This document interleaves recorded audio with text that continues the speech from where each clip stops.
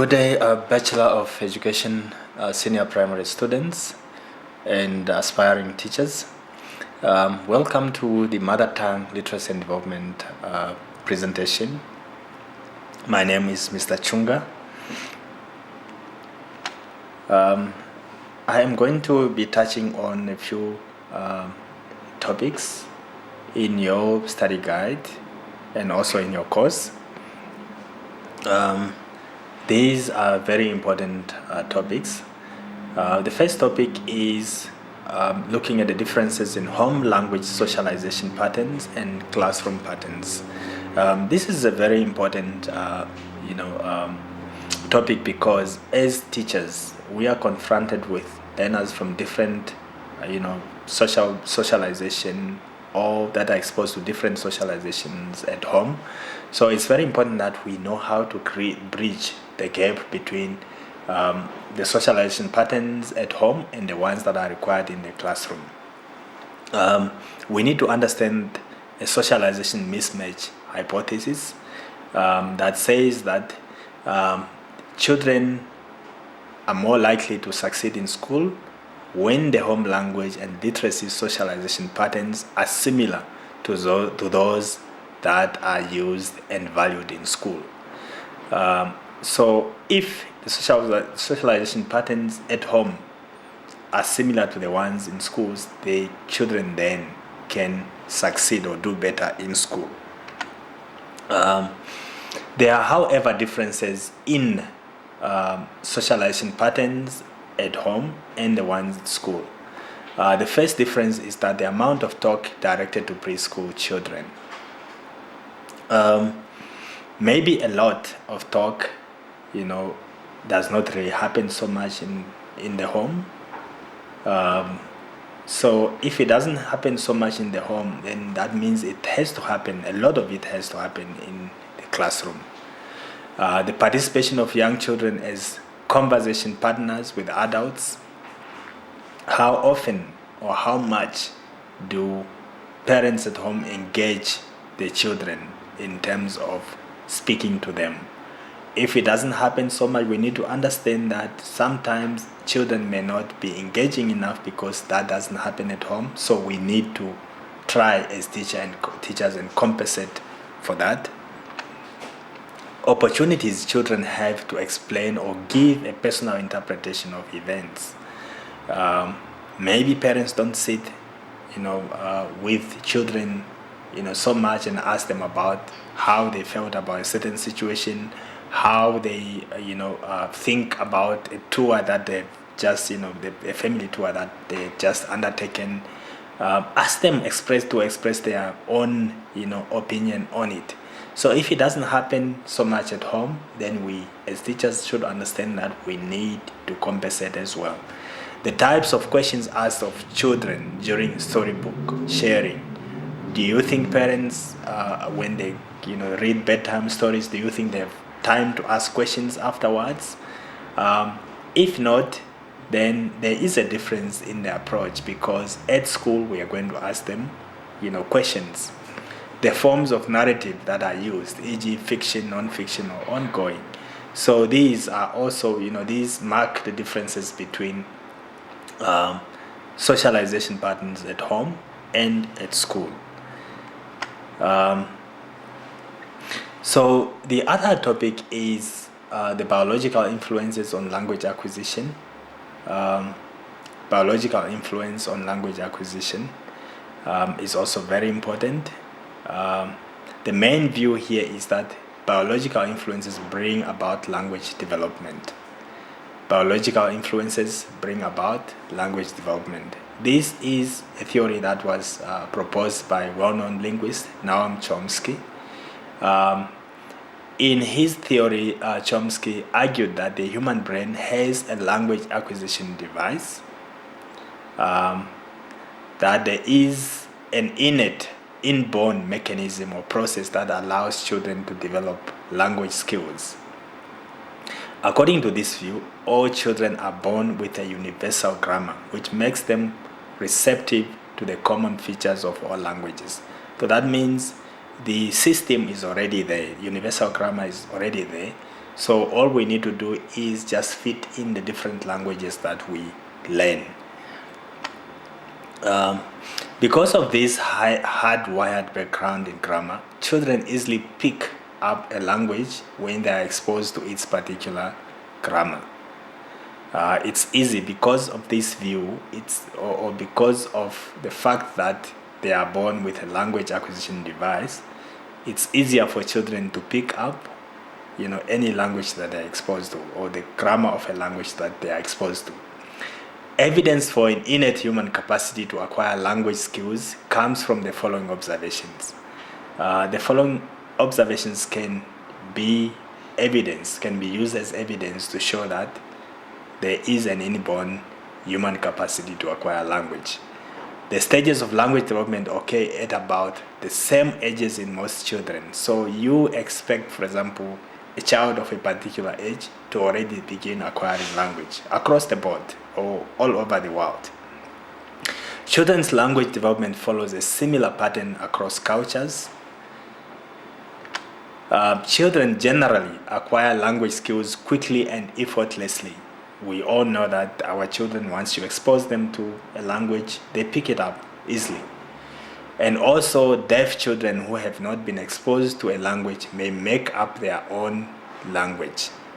So if they don't hear a language, they will obviously make their own language. That means that there is that device inside them that is capable of picking up languages. These new languages resemble each other in sentence structure even when they are created in different cultures. So if the deaf children from different cultures create language, their own language, they resemble each other. They are the same even if they are from different cultures. The other topic that I want you to also look at is the National Policy on Mother Tongue Instruction. This course is called Mother Tongue Literacy and Development, and we also know that there is a language policy. So as teachers, we need to understand what is expected of us as language teachers. The policy embodies the twin goals of establishing English as the official medium of education. Remember, after senior primary or at senior primary, our children begin to be taught in English. So first of all, we need to understand that despite the mother tongue, English is the official medium of education. And so there are two goals. One is establishing English as the official medium of education and promoting the equal development of the main Namibian languages. So the policy is twofold. First of all, English, medium of instruction. Second one, promotion of main Namibian languages. Ideally, all learners should become proficient in at least two languages. One is their home language or mother tongue, and the other one is English. There should be a balance between consolidation of the learner's own culture and background and acquisition of a language offering wider communication, unity in diversity.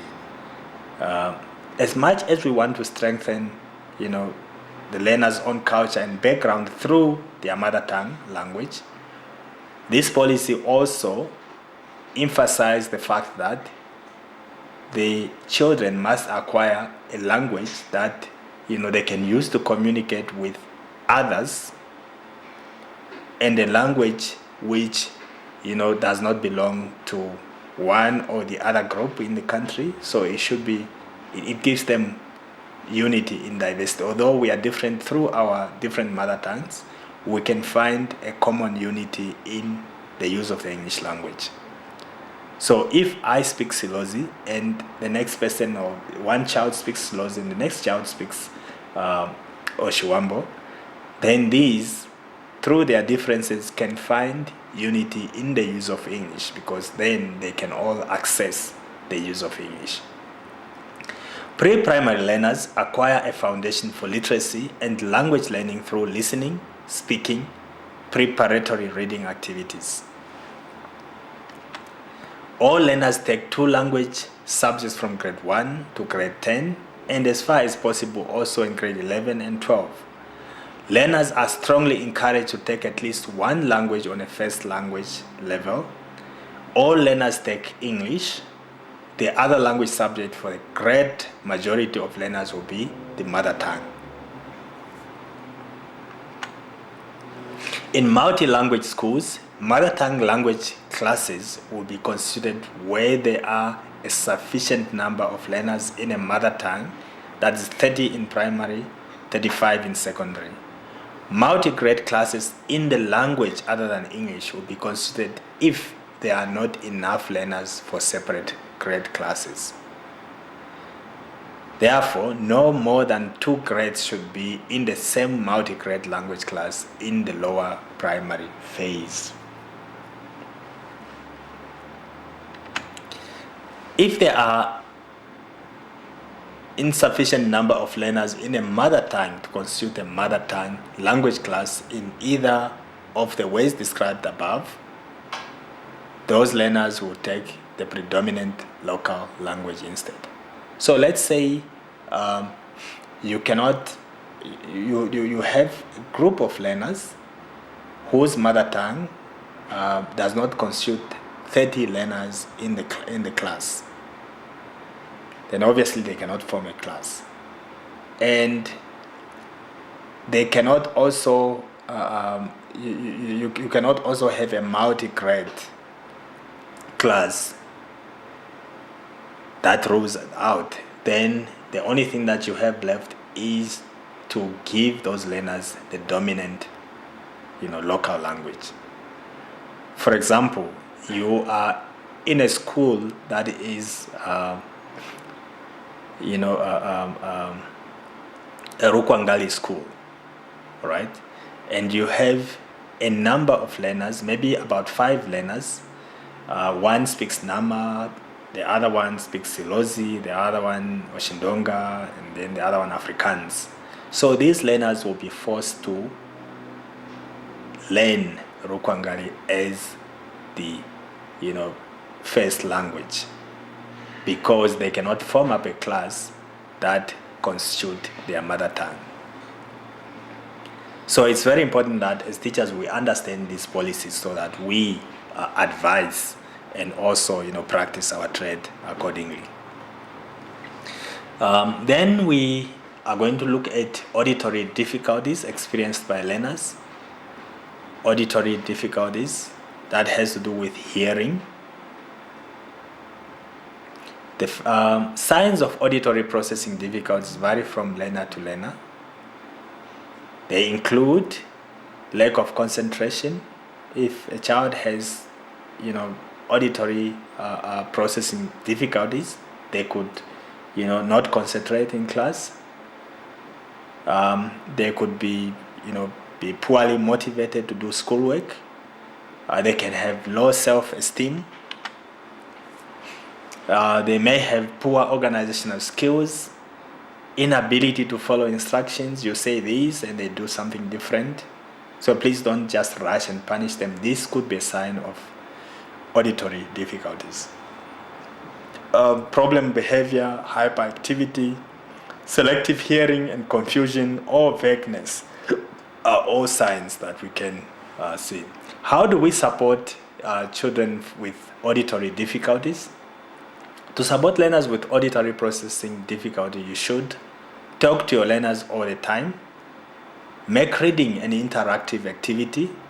Ask your learners to predict how a story will end. Listen to stories together. Make up silly rhymes that they can, say after you. Play story chain, that is, stories being told one after the other. Then I want us to also look at assessment criteria for speaking, the rubric assessment criteria for speaking.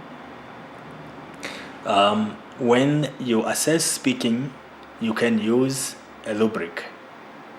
A rubric is a table with different criteria and a grading scale. To create it, simply choose the criteria on which you will create learners and list them along the left side of the page. All right.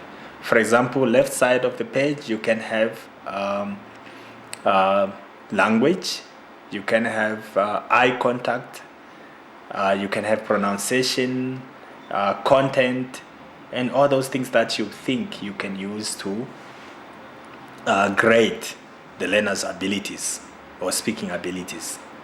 Then create an even number of columns along the top of the page. 4 is the easiest to start with if this is your first rubric.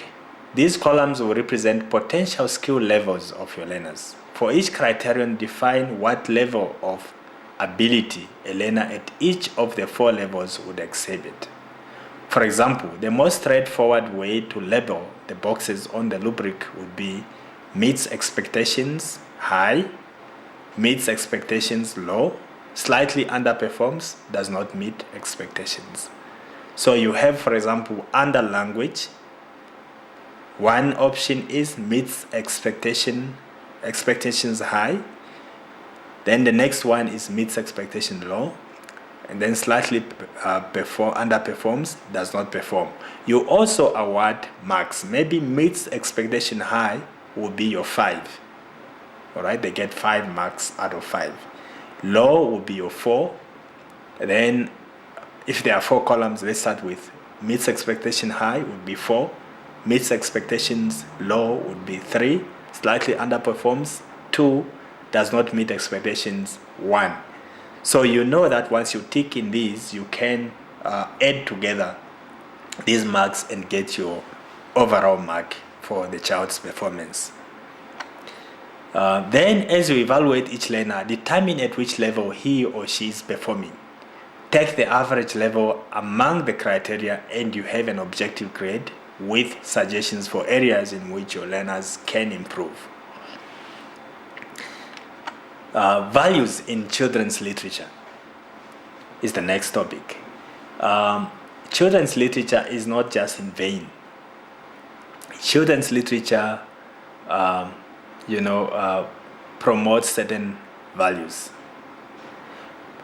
Children's literature provides learners with the opportunity to respond to literature and develop their own opinions about the topic. There are things that happen in stories, in books. What do they think about them? And what would they do if they were in that situation? This strengthens the cognitive developmental domain as it encourages deeper thought about literature. So they think about actions of characters, they think about the ending of stories, they think about misfortune or luck that befalls the characters. They think about the actions and they say, if I were in the same shoes, this is what I would have done. Quality literature does not tell the reader everything he or she needs to know. It allows for some difference in opinion. So in literature, we don't have the straightforward yes and no answers, but sometimes the answers depend on the motivation that we give. For example, if a character in a story does something, children would have different ways of dealing with a situation, and they would give their reasons for having those different ways. To learn about their own cultural heritage and the cultures of other people, developing positive attitudes toward our own culture and the cultures of others is necessary for both social and personal development. So through literature, we learn about our own culture. We also learn about cultures of others. So if we have positive attitudes towards our own culture and the cultures of the others, then it is good for our own social and personal development. When teaching learners about the cultural heritage of others, one should be very careful in selecting which books to recommend to young readers. Okay, these should be objectively represented. There are times when cultural heritages of others are told in a way that is demeaning, in a way that is showing as if there are so many negatives about it.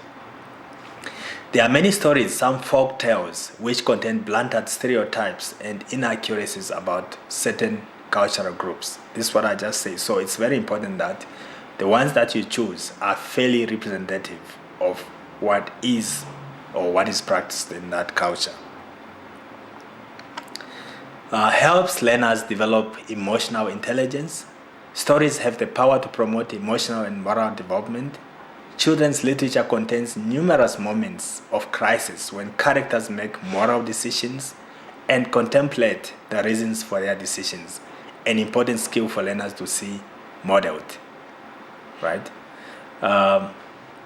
In stories, certain decisions have to be made, and the reasons for such decisions are also, given.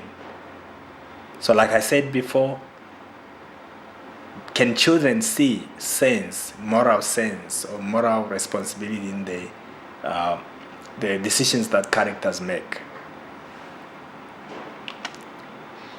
It encourages creativity, knowing how stories are told, being able to tell their own stories. It fosters personality and social development. It makes them grow as persons and, socially, through interaction with others and seeing how characters in stories interact. It helps them develop into caring, intelligent, and friendly people. As learners grow older, they begin to take into account the feelings and viewpoints of others. Being able to understand other people's viewpoints and not be selfish are important skills that adults must nurture in children. So in literature, these children are exposed to viewpoints, different viewpoints, understanding them, making judgments about them, and in the end come up with what would be a fair decision or a fair viewpoint in that regard. Literature can foster social development by encouraging learners to accept other people and their differences, encourages learners to develop relationships with people, that is, encouraging social contact, can contribute to the creation of responsible, successful, and caring individuals. Children's literature is of value because it is a timeless tradition. It doesn't end, it keeps on going. And also, what has been written long time ago is still part of it. Like they say, it's passed on from generation to generation. It's very important that we expose our children to these, age-old tradition. Now, let's move over to writing. What is good writing? Everything we teach in school, we would love our children to do it in a good way. But what is it that we're saying? This is good. So we need to be very careful in terms of what we say as being good, or this is the way to do it. What is the criteria that we use? Good writing has the following features. It is focused and it's clear. It is organized. It has ideas and themes. There is a voice in it, so it should be told. It is written from a certain perspective. There is a good choice of language, that is the words used. It contains good grammar and style. It should be believable, or it should be credible. So what we write should not be lies. It should be thought-provoking and emotionally inspiring. It should be something that people should be able to think about. We write about things because they matter. If they don't matter, then we don't write about it. Then, parts of speech. It's very important that our children learn the parts of speech in order to boost their grammar. There are common parts of speech that I have isolated. The first one are verbs. Verbs, we all know, always, we associate them with the action word. These can be action words like run, initiate, judge, throw, but they can also denote less active notions that have more to do with mental processes and perceptions, like see, know, think. The nouns are used to refer to a person. For example, traffic warden, woman, prime minister, pianist. A concrete or abstract entity, binoculars, fork, field, truth, honesty. Proper nouns, John. Common nouns like desk and chair. The adverb, it may be made from adjectives by the addition of the ending ly, quickly, hopelessly, from hopeless, quickly from quick, plus certain other words which are different to classify, like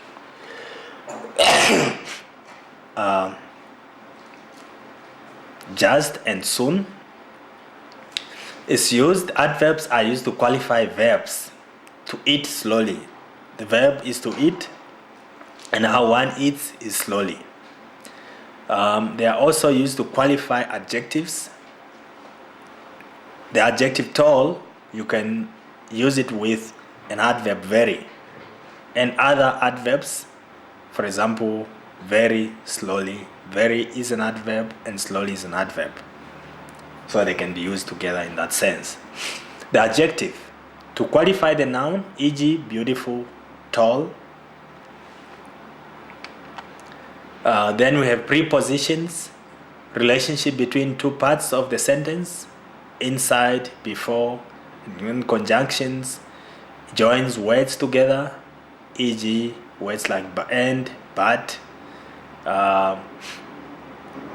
We have the acronym fanboys, which is for, stands for for, and, but, or, yet, and so. The pronouns used instead of a noun, they are used instead of a noun. Words like he, she, and it are all pronouns that we encounter on a daily basis. Having said that, this brings me to the end of this presentation, and thank you for your attention.